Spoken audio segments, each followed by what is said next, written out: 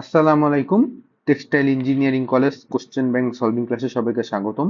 আমি মোহাম্মদ মেহেরান হোসেন, পড়াশোনা করছি বুয়েট কেমিক্যাল ইঞ্জিনিয়ারিং 23-24 সেশনে।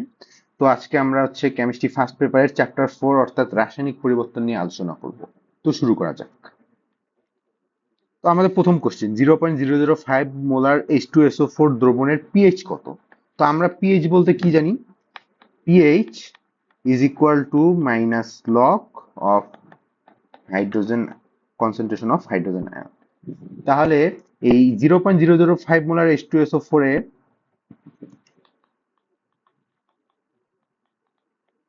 আমার H প্লাস এর ঘনমাত্রা হবে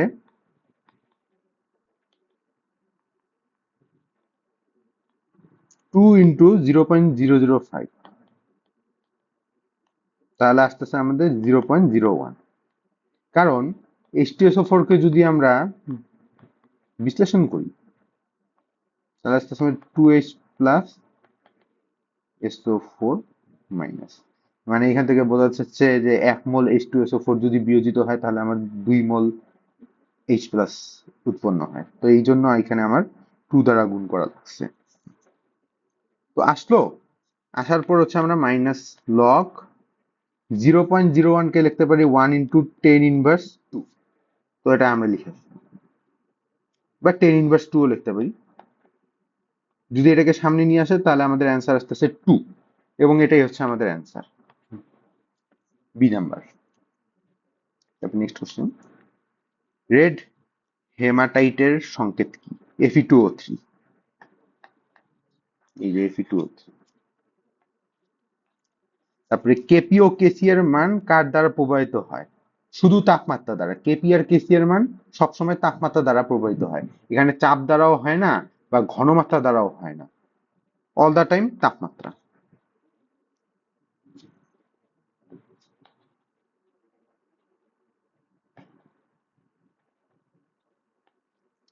তারপর নেক্সট কোশ্চেন আসি, নিচের কোনটি অম্লীয় জলীয় দ্রবণ তৈরি করে? সোডিয়াম অক্সাইড বেসিক বা ক্ষারীয়, জিঙ্ক অক্সাইড অ্যামফোটেরিক বা উভধর্মী অক্সাইড, আর Al2O3 এটাও অ্যামফোটেরিক, সালফার ডাইঅক্সাইড এইটা হচ্ছে আমাদের অ্যাসিডিক।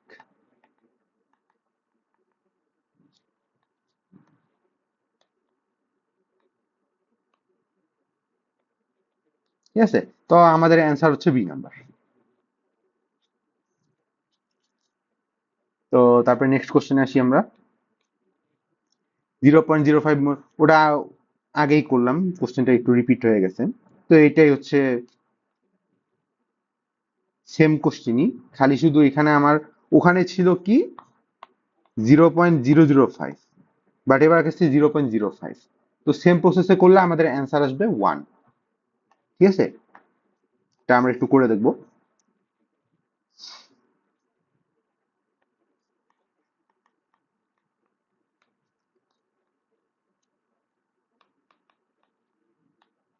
তারপরে আমরা নেক্সট কোশ্চেনে আসি। N2+3H2 হয়েছে কি 2NH3 একটি গ্যাসীয় বিক্রিয়া, এতে কেসি ও কেপি এর সম্পর্ক কি? তো আমরা জানি কেসি আর কেপি এর মধ্যে আমাদের সম্পর্কটা কিছুটা এইরকম, KP is equal to KC R T N. আর এই এন এর মানটা হবে উৎপাদে মোট মোল সংখ্যা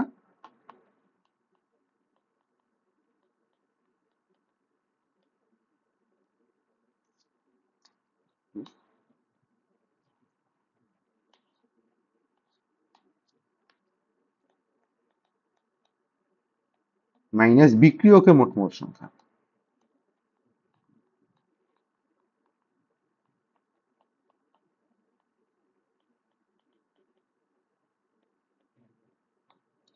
তো এই ক্ষেত্রে যদি আমরা এন এর মানটা দেখি, এখানে উৎপাদে মোট মোল সংখ্যা হচ্ছে 2, আর বিক্রিয়কে হচ্ছে 3+1 = 4।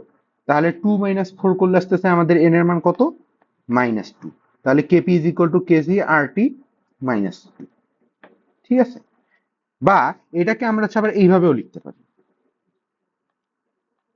কেসি is equal to KP R T square. এরকমও থাকতে পারে অপশন, একটু আমরা খেয়াল করে দেবো। এই RT ইনভার্স টুটাকে যদি এ পাশে পাঠাই দিই তখন হচ্ছে আমাদের এই জিনিসটা আসছে।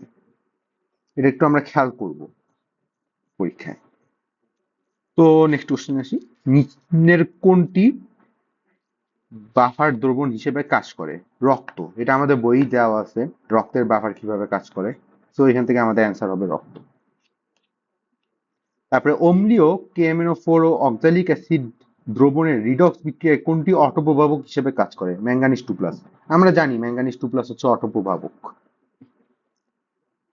তারপরে হচ্ছে নেক্সট কোশ্চেন, নিম্নের কোন দ্রবণটিতে পিএইচ এর মান সর্বোচ্চ? এখানে দেওয়া আছে HCl, H2SO4, HNO3 আর হচ্ছে H2CO3। সো আমাদের অ্যান্সার হবে এইটা, 0.01 মোল আর H2CO3। এটা আমরা কোনো হিসাব ছাড়াই বাই করে দিতে পারবো। কেন, কিভাবে? যদি আমরা দেখি যে HCl হচ্ছে শক্তিশালী অ্যাসিড, H2SO4 হচ্ছে শক্তিশালী অ্যাসিড, HNO3 হচ্ছে শক্তিশালী অ্যাসিড, আর আমাদের H2CO3 এটা হচ্ছে একটা দুর্বল অ্যাসিড, একটু কি উইক অ্যাসিড।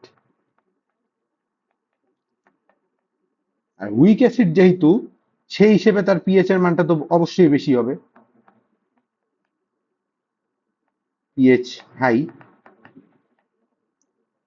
স্ট্রং অ্যাসিডের ক্ষেত্রে হচ্ছে আমাদের পিএইচ এর মানটা কম হবে। স্ট্রং অ্যাসিডের ক্ষেত্রে লো পিএইচ, সেটা আমরা ম্যাথ করেই দেখতে পারবো। আর যেহেতু এটা উইক অ্যাসিড, তো এর জন্য এর পিএইচ হাই হবে, এবং এটাই হচ্ছে আমাদের ডি নাম্বারটাই হচ্ছে আমাদের অ্যান্সার। তারপর হচ্ছে নেক্সট কোশ্চেন, কোন দ্রবণের ক্ষেত্রে পিএইচ এর মান সর্বাধিক? ওই যে সেম কোশ্চেন এবং হচ্ছে সেম ব্যাখ্যা উপরেরটাই। তারপর হচ্ছে নেক্সট কোশ্চেন, Fe2O3 এর অম্লত্ব কত? Fe2O3 এর অম্লত্ব হচ্ছে 6। নেক্সট কোশ্চেন, অ্যাসিডীয় দ্রবণে লিটমাসের রং পরিবর্তনের ক্ষেত্রে কোনটি সঠিক? নীল থেকে লাল, এটা আমাদের জানা জিনিস, এটা নীল থেকে লালই হবে। তো আজকে এতটুকুই। যদি ইম্পর্টেন্ট টপিক নিয়ে যদি কথা বলি,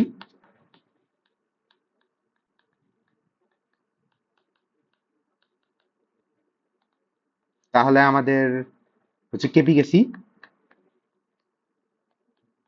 তারপর হচ্ছে বাফার সলিউশন। এখানে যেই হচ্ছে থিওরি গুলো আছে এগুলো একটু আমরা পড়ার চেষ্টা করব। আর হচ্ছে বইয়ের প্রথম দিকে 2-3 পৃষ্ঠা আছে হচ্ছে গ্রিন কেমিস্ট্রি নিয়ে কিছু কথা, ওগুলো একটু আমরা দেখে যাইতে পারি। তারপরে হচ্ছে প্রভাবক, এই প্রভাবকের একটা হচ্ছে হাজারি স্যারের বই হচ্ছে একটা একটা চার্ট, মানে কলাম আকারে দেওয়া আছে, ওটা হচ্ছে আমরা একটু দেখে যাইতে পারি, ওখান থেকে হচ্ছে কোশ্চেন আসতে পারে, যেমন এখানে আসছে প্রভাবকের হচ্ছে চার্ট।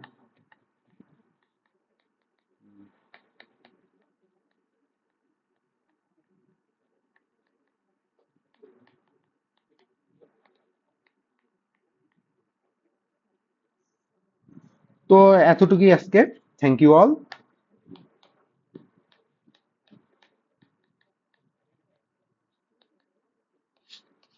আসসালামু আলাইকুম, আল্লাহ হাফেজ।